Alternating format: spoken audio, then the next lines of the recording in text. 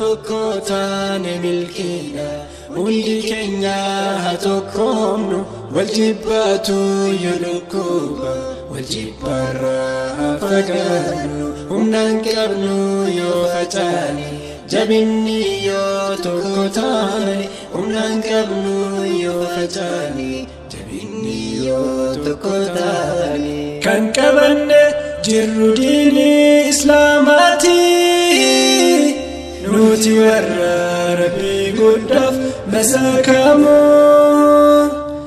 amantii heeraa fi seera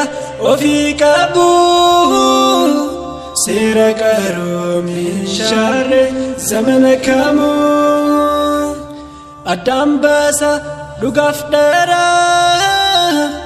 daandii jiru bara bara seera yoomu hara kan abadan jarre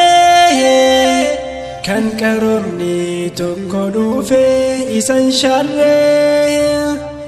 kan keessattuuf laallu daawwitii jireenya akeekaa daandiidhaa furmaata rakkinna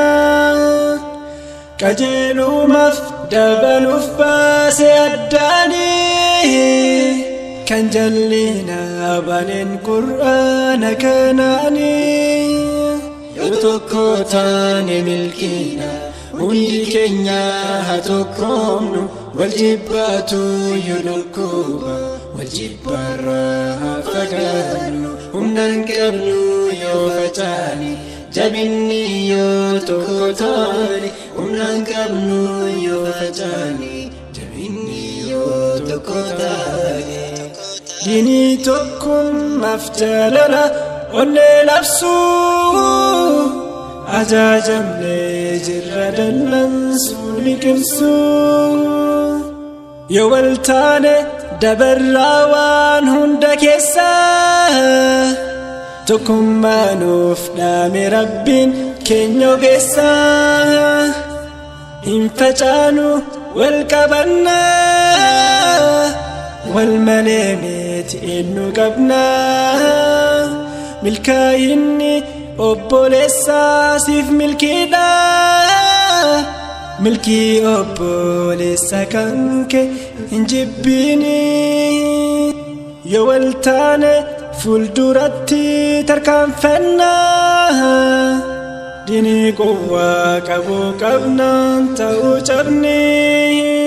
akka nuti tokkummaan deemnu wal faana